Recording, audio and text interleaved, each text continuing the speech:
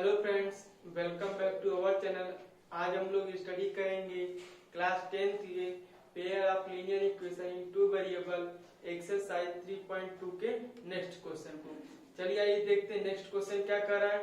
Next question कर रहा है कि मेरा एक रैखिक समीकरण है, लीनियर इक्वेशन है 2x + 3y - 8 = 0 दी गई है। यानी कि एक लीनियर इक्वेशन दी गई है। आई क्या कर रहा है, दो चरों में एक ऐसी और रैखिक समीकरण लिखिए।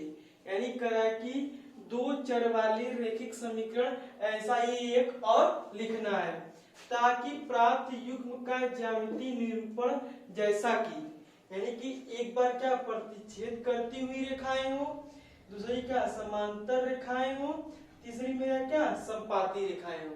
ठीक है, तो सबसे पहले हम बारी बारी से इसको सॉल्व करेंगे। पहला कंडीशन मेरा क्या दिया हुआ है, प्रतिच्छेद रेखाएं।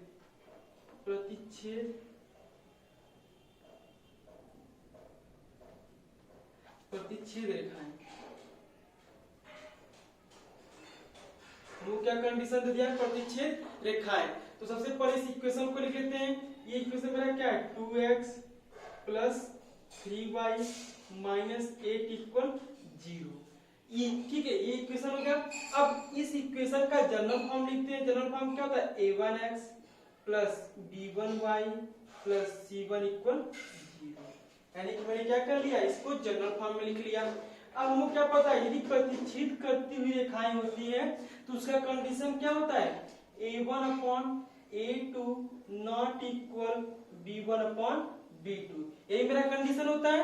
यानी कि अगर ऐसा कंडीशन मिलेगा तो दो चर वाले रैखिक समीकरण आपस में क्या करते हैं, प्रतिच्छेद करते हैं, यानी कि इंटरसेक्ट करते हैं। जब इंटरसेक्ट करते हैं तो क्या करेंगे, a1 और b1 की वैल्यू रखेंगे। देखिए, अगर यहां से वैल्यू को कंपेयर करेंगे तो a1 की वैल्यू क्या है, 2 और b1 की वैल्यू कितनी है, 3 है, और c1 की वैल्यू कितनी है, -8। यानी कि मैंने इस इक्वेशन से इस इक्वेशन क्या कर लिया, कंपेयर किया। तो यहाँ पे x का कोफिशिएंट 2 है, यहाँ पे x का कोफिशिएंट a1 है, तो a1 = 2 हो जाएगा। y का कोफिशिएंट 3 है, y का कोफिशिएंट b1, तो b1 = 3 हो जाएगा। यहाँ पे कांस्टेंट टर्म c1 तो क्या है, -8 हो जाएगा। अब यही a1 और b1 को रखेंगे। a1 की value 2 upon not equal b1 की वैल्यू क्या है, 3। अब हमको क्या दोनों को इक्वल नहीं रखना है, तो क्या कर लेंगे, यहाँ पे 3 सपोज कर लेते हैं, यहाँ पे क्या सपोज कर लेते हैं, 2। यानी कि यहाँ पर 2/3 है और यहाँ पे क्या है, 3/2। दोनों नॉट इक्वल है। अगर अब यहाँ ध्यान से देखें, मैंने क्या कर लिया, मैंने अपने से वैल्यू रखा, a2 की वैल्यू क्या रख दिया, 3 रख दिया, और b2 की वैल्यू क्या रख दिया, 2 रख दिया। अब ये दोनों मेरी क्या है, नॉट इक्वल है। ठीक है, तो अब क्या करेंगे, हमको पता है कि जनरल फॉर्म क्या होता है, a2x + b2y + c2 = 0 होता है। मैंने a2 की वैल्यू क्या मानी है, 3, तो यहाँ पे क्या है 3x + b2 की वैल्यू क्या मानी है, 2, 2y, और c2 की वैल्यू कोई भी अपने सपोज कर लेते हैं 9।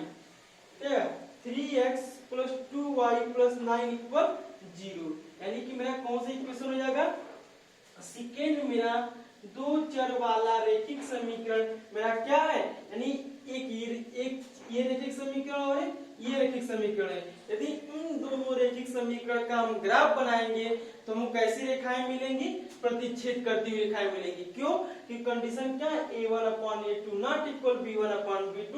ये मेरा क्या कर रहा है, इस कंडीशन क्या कर रहा है, सेटिस्फाई कर रहा है। यानी इन दोनों दो चर वाले रैखिक समीकरण का ग्राफ बनाएंगे तो वो कैसी रेखाएं मिलेंगी, प्रतिच्छेद रेखाएं मिलेंगी। चलिए नेक्स्ट देखते हैं। नेक्स्ट मेरा क्या है,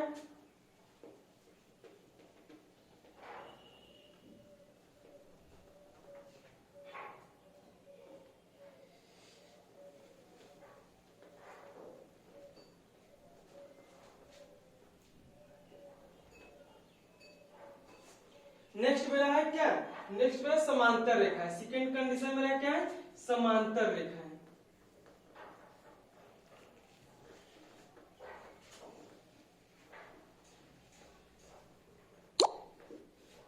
कैसी रेखा है, समांतर रेखा है। समांतर रेखा है तो सबसे पहले इक्वेशन लिख लेते हैं। इक्वेशन मेरा क्या है, 2x plus 3y minus 8 equal 0। इसको इसका जनरल फॉर्म लिख लेते हैं a1x plus b1y plus c1 equal 0। अब इन इक्वेशन के वैल्यू कंपेयर कर लेते हैं। तो a1 की वैल्यू क्या आएगी 2 आएगी, b1 की वैल्यू क्या आएगी 3 आएगी और c1 की वैल्यू कितनी आएगी माइनस 8 आएगी। अब हमको समांतर रेखाएं हैं, तो समांतर रेखाएं कंडीशन मेरा क्या होता है हमको पता है a1 upon a2 equal b1 upon b2 not equal c1 upon c2। यानी कि अगर ऐसा कंडीशन मिलेगा तो वो दो चर वाले रैखिक समीकरण आपस में क्या करेंगे समांतर रेखाएं होंगे। तो क्या करेंगे, अब हमको a1 b1 c1 की वैल्यू पता है, तो इसी कंडीशन में क्या करेंगे a1 b1 c1 की वैल्यू रखेंगे। a1 की वैल्यू 2 अपॉन इक्वल b1 की value 3 upon not equal c1 की वैल्यू कितनी माइनस 8 अपॉन, देखिए ये दोनों इक्वल होने चाहिए, यहाँ पे भी क्या कर लेंगे 2 कर लेंगे, क्या कर लेंगे 2 कर लेंगे, यहाँ 4 भी कर सकते हैं, तो ये 4 कर लेते हैं, इसको क्या कर लिया 4 कर लिया, ठीक है क्या कर लिया 4 कर लिया। अब यहाँ पे क्या करना 6 कर लेते हैं, क्योंकि देखिए दोनों इक्वल करना है तो 2 1 जा 2 2 2 जा 4 यानी 1/2 आ जाएगा, 3 1 जा 3 3 2 जा 6, यहाँ भी 1/2 देखिए कैसे 2 1 जा 2 2 2 जा 4 यानी क्या 1/2 आ गया, 3 1 जा 3 3 2 जा 6 यानी 1/2 आ गया, यानी ये कंडीशन क्या है इक्वल हो गया। इसलिए यहाँ पे क्या लिख लेते हैं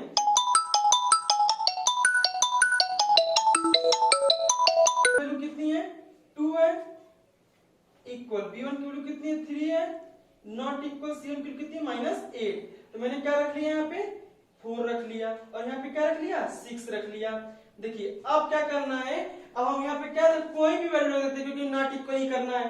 तो सपोज कर लीजिए माइनस मैंने क्या रख लिया आपको पता है यानी कि 2/4 3/6 और देखिए यानी कि ये क्या है 1/2 है, ये भी मेरा क्या 1/2 है, दोनों आपस में क्या है इक्वल है, लेकिन यहाँ पे मेरा क्या है इसको आप नॉट इक्वल है तो कोई वैल्यू रख लेते हैं। सपोज करिए मैंने क्या किया -4, तो ध्यान से देखिए तो 1/2 इक्वल 1/2 नॉट इक्वल 2/1 यानी कि मेरा क्या कंडीशन को सेटिस्फाई कर रहा है। तो हमको पता है क्या a2x plus b2y sorry a2x plus b2y plus c2 equal 0। इसी फॉर्मेट में रख देंगे a2 की वैल्यू कितनी है 4x प्लस b2 की वैल्यू कितनी है 6y प्लस c2 की वैल्यू कितनी -4 इक्वल 0। यानी इस इक्वेशन का और इस इक्वेशन का क्या करेंगे हम ग्राफ बनाएंगे तो हमको कैसी रेखाएं मिलेंगी समांतर रेखाएं मिलेंगी, यानी कि आपस में क्या होगी पैरेलल होंगी, यानी दोनों रेखाएं आपस में कहीं पे भी टच करते हुए नहीं मिलेंगे। जब हमको ऐसा कंडीशन मिलता है तो क्या होता है हमको कोई भी सलूशन प्राप्त नहीं होता है। चलिए आगे नेक्स्ट कंडीशन देखते हैं। नेक्स्ट कंडीशन मेरा क्या कर रहा है, नेक्स्ट कंडीशन मेरा क्या है संपाती। संपाती को इंग्लिश में क्या बोलते हैं कोनिसाइड्स। कोनिसाइड्स यानी कि हमको क्या होता है दोनों रेखाएं एक पे एक होती हैं, यानी कि सेम जैसे ये लाइन है इसी पे जस्ट इसी के ऊपर एक और लाइन, ऐसे कंडीशन को क्या बोलते हैं हम संपाती बोलते हैं। क्या बोलते हैं संपाती,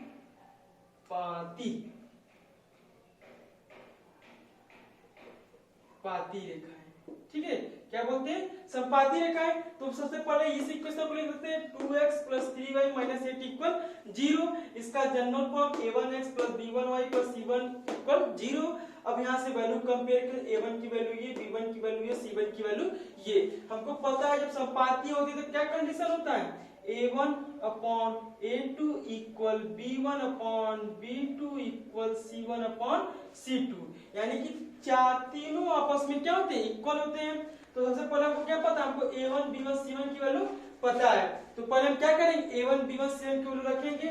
a1 की वैल्यू 2 इक्वल b1 की वैल्यू कितनी 3 इक्वल c1 की वैल्यू कितनी -8 अपॉन अपॉन अपॉन क्या कर लेते हैं सेम वैल्यू रख लेते हैं।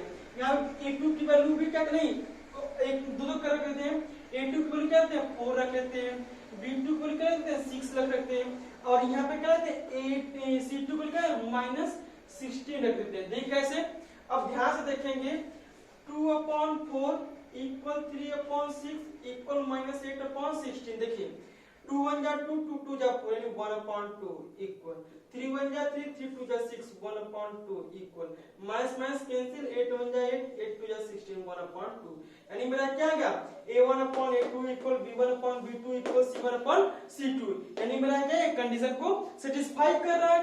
तो मैं जनरल फॉर्मेट कर दूं मेरा a2x plus b2y plus c2 equal 0 यानी क्या होता है a2x plus b2y plus c2 equal 0। a2 की वैल्यू क्या है 4x, b2 की वैल्यू क्या है 6y और c2 की वैल्यू कितनी है -16 इक्वल 0। यानी इस पेयर ऑफ लीनियर इक्वेशन का और इस पेयर ऑफ लीनियर इस लीनियर इक्वेशन का और इस लीनियर इक्वेशन का करेंगे आपस में हम क्या करेंगे ग्राफ बनाएंगे। तो दोनों कैसी बनेंगी एक लाइन ऐसी जाएगी तो दूसरी लाइन इसी के जस्ट ऊपर से होके जाएगी यानी कि ये मार्कर है और ये मार्कर है दोनों आपस में क्या है संपाती यानी कि दोनों एक के ऊपर एक है। तो ऐसे में हमको कैसा सोल्यूशन मिलता है इनफाइनाइट सोल्यूशन यानी कि बहुत सारे सोल्यूशन मिलते हैं। तो क्या होगा मेरा एक दो चर वाला रैखिक समीकरण ये है तो दूसरा मेरा क्या होगा ये होगा। Thank you. यदि आपको ये वीडियो पसंद आया हो तो वीडियो को लाइक कीजिए, चैनल को सब्सक्राइब कीजिए जिससे आपको नेक्स्ट वीडियो का नोटिफिकेशन मिलता रहे। Thank you for watching this video.